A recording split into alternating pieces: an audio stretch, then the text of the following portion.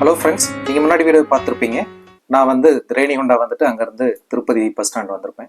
So இங்கே Tirupati bus ஸ்டாண்ட்லேருந்து நான் வந்து திருமலை போகிறேன். இது ரொம்ப நாள் கனவு, இந்த மலை மேலே நான் போய் பார்க்கணும் அப்படிங்கிறது. ஏன்னா நான் ஃப்ளைட்டில் போகும்போது கூட பைலட் சொல்லியிருப்பாங்க, இந்த வந்து கீழே பாருங்கள் திருப்பதி இருக்கும் அப்படின்னு. ஸோ பார்க்கும்போது மலை தான் இருக்கும், அந்த மலை மேலே தான் நம்ம போயிட்டுருக்கோம்.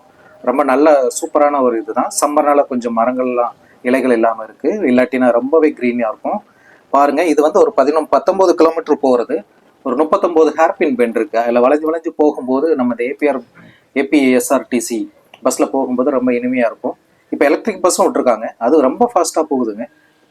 ஸோ நான் இது வந்து வீடியோ எடுக்கிறதுக்காக இந்த வந்து நான் நார்மல் பஸ்ஸில் தான் எடுத்திருந்தேன். மேலே போக போக மரங்கள் எல்லாம் இன்னும் நல்லா க்ரீனிஷாக இருந்தது, நல்லா இருந்தது.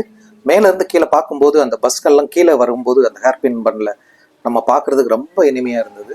அதை நம்ம கண்டிப்பாக ஒரு தடவை போயிருக்கணும். மேலே போகும்போது நல்லாவே ஒரு வாசங்க, நல்ல மரங்களுக்குள்ள அந்த இயற்கையான வாசத்தை நீங்கள் அனுபவிச்சுட்டே நீங்கள் வந்து திருமலை போய் சேரலாம். இந்த 1 மினிட் வீடியோ நல்லா பாருங்கள். ஸோ நான் வந்து சேர்ந்தாச்சு இங்கே திருமலா. அண்ட் ஃப்ரெண்ட்ஸ், இது மாதிரி நிறைய வீடியோஸ் பார்க்கணுன்னு நீங்கள் கொஞ்சம் சப்ஸ்கிரைப் பண்ணணும். திருமலைக்கு மேலேயே பார்க்க முடியுமா, போகலாமா? எஸ், பாப விநாசம் நம்ம நெக்ஸ்ட் வீடியோவில் பார்க்கலாம்.